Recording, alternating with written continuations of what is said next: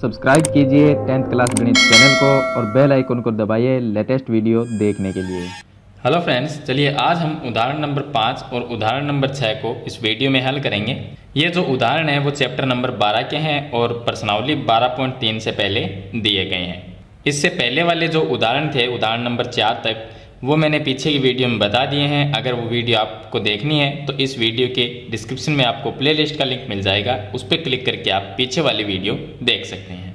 इस वीडियो में हम दो उदाहरण को सरल करेंगे, उदाहरण नंबर 5 और उदाहरण नंबर 6 जो कि इसके लास्ट उदाहरण है।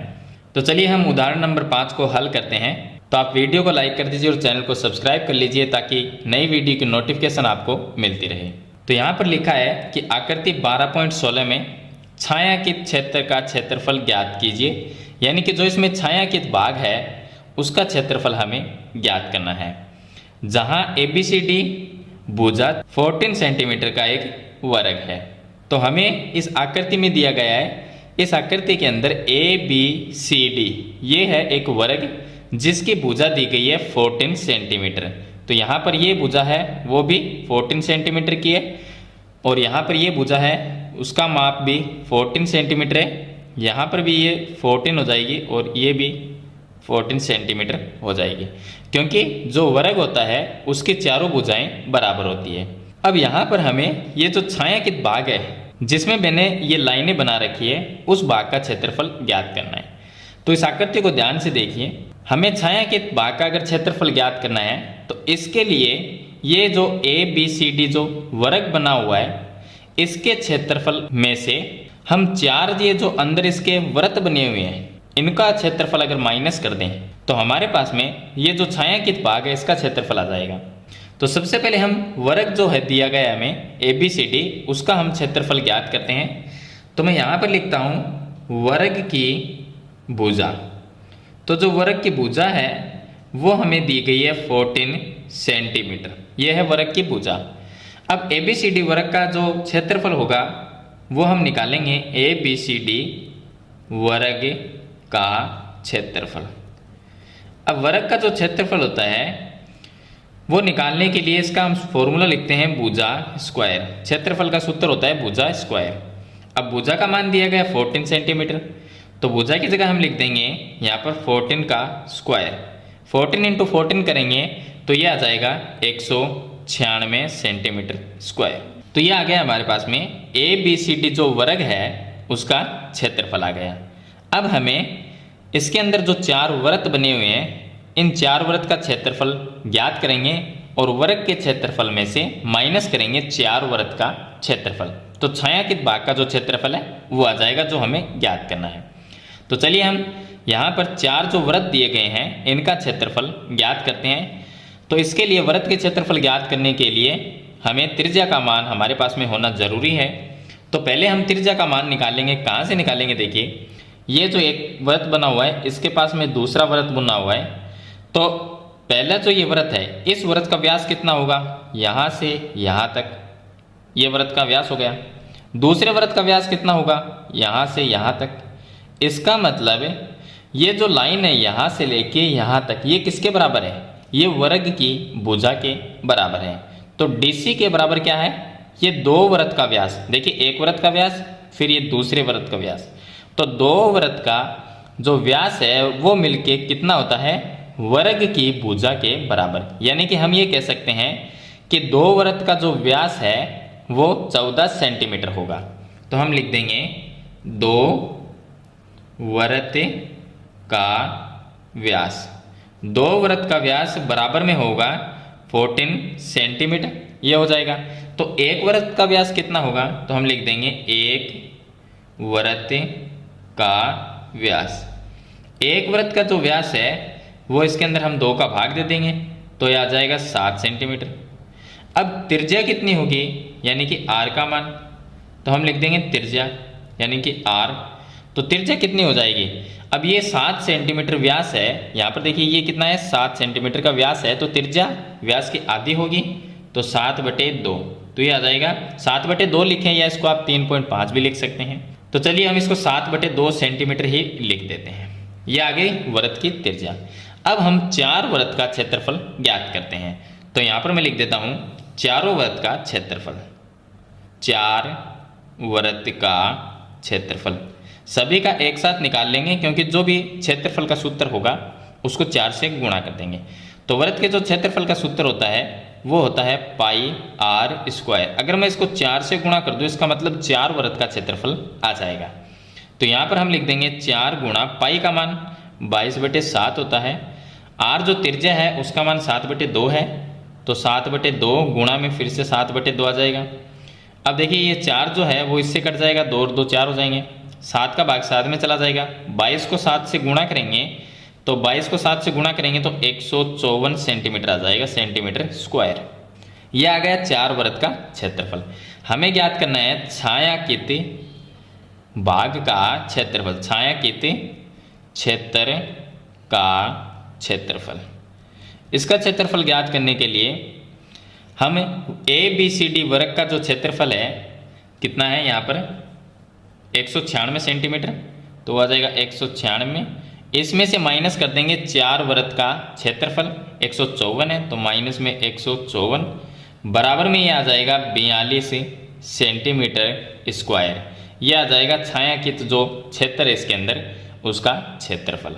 तो इस तरह से आपको छायांकित भाग का क्षेत्रफल ज्ञात करना है। सिंपल सी बात है कि वृत्त का क्षेत्रफल निकालना है, उसमें से 4 वृत्त जो दिए गए हैं इसका क्षेत्रफल माइनस करना है चारों वृत्त का, तो आपके पास में छायांकित जो भाग है उसका क्षेत्रफल आ जाएगा।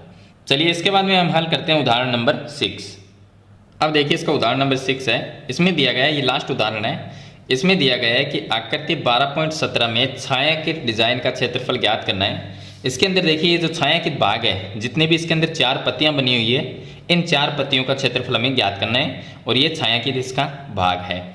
जहां ABCD भुजा 10 सेंटीमीटर का एक वर्ग है, ABCD जो बना हुआ है वो एक वर्ग है जिसके प्रत्येक भुजा का मान 10 सेंटीमीटर दिया गया है तथा इस वर्ग की प्रत्येक भुजा को व्यास मानकर, अब जो 10 सेंटीमीटर का वर्ग है ये भुजा है तो इसको व्यास मानना और व्यास मानकर अर्धवृत्त खींचे गए हैं, यानी कि ये जो 10 सेंटीमीटर की भुजा है इसको व्यास मान के और ये अर्धवृत्त खींचा गया है। इसी तरह से AD जो भुजा है इसको भी व्यास मानना और यहाँ पर अर्धवृत्त खींचा गया है। इसी तरह से BC भुजा है इसको भी व्यास मानकर अर्धवृत्त खींचा गया है। इसी तरह से AB भुजा है इसको भी व्यास मानकर एक अर्धवृत्त खींचा गया है, ये इसने दिया है। तो हमें क्या ज्ञात करना है, ये जो 4 पत्तियां हैं इसके अंदर इसका क्षेत्रफल हमें ज्ञात करना है।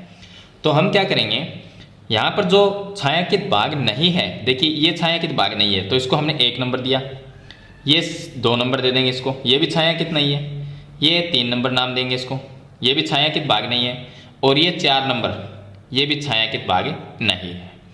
अब यहाँ पर देखिए ABCD जो वर्ग है इसका क्षेत्रफल निकालेंगे। इसका क्षेत्रफल निकालने के बाद में इसमें से हम माइनस करेंगे 1 2 3 4, जो भाग इसके अंदर 4 भाग इसके अंदर छायांकित नहीं है उसका क्षेत्रफल अगर माइनस कर देंगे तो ये जो छायांकित भाग है यानी कि जो 4 पत्तियां हैं छायांकित इनका क्षेत्रफल आ जाएगा। तो वर्ग के क्षेत्रफल में से माइनस करना है 1 2 3 4, इन 4 भागों का क्षेत्रफल जो छायांकित नहीं है। अब ये हम वर्ग का क्षेत्रफल तो निकाल सकते हैं, भुजा स्क्वायर इसका सूत्र होता है, तो ABCD वर्ग का क्षेत्रफल 10 × 10 करेंगे 100 आ जाएगा। लेकिन 1 2 3 और 4 ये जो 4 भाग हैं जो छायांकित नहीं है इनका क्षेत्रफल कैसे निकालेंगे। तो देखिए सबसे पहले हम ABCD जो वर्ग है इसका क्षेत्रफल निकालते हैं। तो मैं यहाँ पे लिख देता हूँ वर्ग की भुजा, वर्ग की भुजा, और वर्ग की जो भुजा है वो हमें दी गई है 10 सेंटीमीटर है, वर्ग की भुजा 10 सेंटीमीटर है। तो वर्ग का क्षेत्रफल कितना होगा, वर्ग का क्षेत्रफल, वर्ग का क्षेत्रफल निकाल लेंगे, सूत्र होता है भुजा स्क्वायर। तो मैं यहाँ पर लिख देता हूँ 10 का स्क्वायर, 10 का स्क्वायर करेंगे तो ये आ जाएगा 100 सेंटीमीटर स्क्वायर। ये आ गया वर्ग का क्षेत्रफल, ABCD वर्ग का क्षेत्रफल, ABCD वर्ग का क्षेत्रफल। यहाँ पर भी लिख देंगे ABCD वर्ग का क्षेत्रफल, यह आ गया 100 सेंटीमीटर स्क्वायर। अब देखिए वर्ग का क्षेत्रफल तो हमने ज्ञात कर लिया, इसमें से माइनस क्या करना है, इसमें से माइनस करना है आकृति 1 2 3 4। ये जो 4 आकृति है इसका क्षेत्रफल अगर माइनस कर देते हैं तो पीछे हमारे पास में किसका क्षेत्रफल रहेगा, इन 4 पत्तियों का क्षेत्रफल आ जाएगा, और यही पत्तियां छायांकित भाग है, तो छायांकित भाग का क्षेत्रफल आ जाएगा। लेकिन आकृति 1, 2, 3, 4 इनका क्षेत्रफल कैसे निकालेंगे? तो इस चित्र को थोड़ा सा ध्यान से देखिए।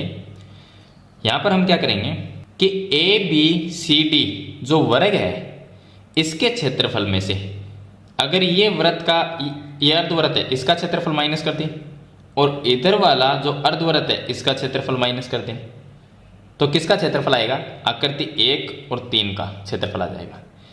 मैं आपको फिर से बता देता हूं कि ए बी सी डी जो वर्ग है, पहले हम क्या करेंगे, आकृति 1 और 3 का क्षेत्रफल हम ज्ञात करेंगे।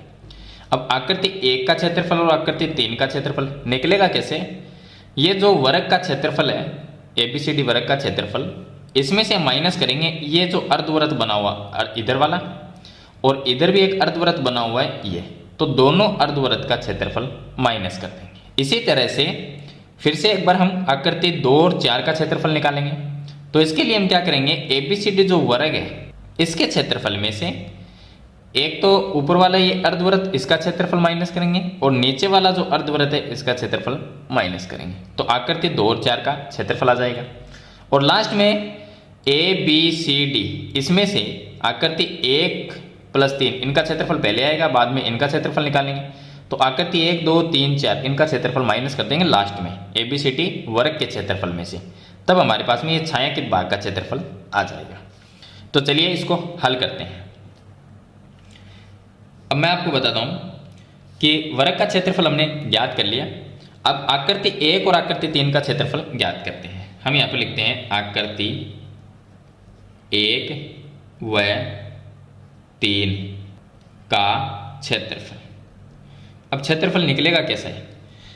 वर्ग का क्षेत्रफल, वर्ग का जो क्षेत्रफल है, वर्ग का क्षेत्रफल, इसमें से माइनस कर देंगे 2 अर्धवृत्त का क्षेत्रफल। अब हम आकृति 1 और 3 का क्षेत्रफल निकाल रहे हैं, तो एक इधर अर्धवृत्त है, एक इधर अर्धवृत्त है, 2 साइड में अर्धवृत्त है, इनका क्षेत्रफल माइनस करना है, तो 2 अर्धवृत्त का करना है। तो यहां पर हम लिखते हैं 2 अर्धवृत्त कितने, 2 गुणा में 1/2। 1/2 इसलिए लगाया ताकि वृत्त का जो क्षेत्रफल होता है वो पाई आर स्क्वायर होता है, ये होता है वृत्त का क्षेत्रफल। अर्धवृत्त का करेंगे तो 1/2 पाई आर स्क्वायर, ये तो हो गया अर्धवृत्त का क्षेत्रफल, और गुणा में 2 इसलिए लगाया कि अर्धवृत्त 2 है इसीलिए। चलिए इसको हम हल करते हैं। इसको हल करेंगे तो वृत्त का क्षेत्रफल कितना है, 100 सेंटीमीटर है। तो यहां पर मैं लिख देता हूं 100 माइनस 2 से ये 2 कट जाएगा, पाई का मान यहां पर दिया गया है कि पाई का मान 3.14 रखना है, मैं लिख देता हूं 3.14, ये आ जाएगा। और आर जो त्रिज्या है, अब यहाँ पर त्रिज्या का मान कितना होगा, तो 10 सेंटीमीटर का व्यास माना है, तो त्रिज्या इसकी आधी होगी, तो त्रिज्या कितनी होगी 5, तो गुणा में मैं लिख देता हूँ 5 का स्क्वायर, ये आ जाएगा।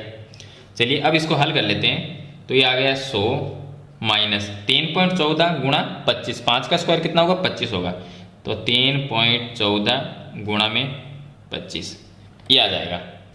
इसको हल करेंगे तो ये आ जाएगा 100 माइनस 3.14 गुणा 25 करेंगे तो ये आ जाएगा 78.5, ये आ जाएगा। और इन दोनों को माइनस करेंगे तो आ जाएगा 21.5 सेंटीमीटर स्क्वायर। अब ये आ जाएगा किसका क्षेत्रफल, आकृति 1 और आकृति 3 का क्षेत्रफल। तो यहाँ पर देखिए आकृति 1, 2, 3, 4 चारों आकृति सेम है, जिस तरह से ये बनी हुई है वैसी की वैसी आकृति नंबर 2 है, आकृति 3 भी उसी तरह की है और 4 भी, यानी कि चारों आकृति क्या है, सेम है।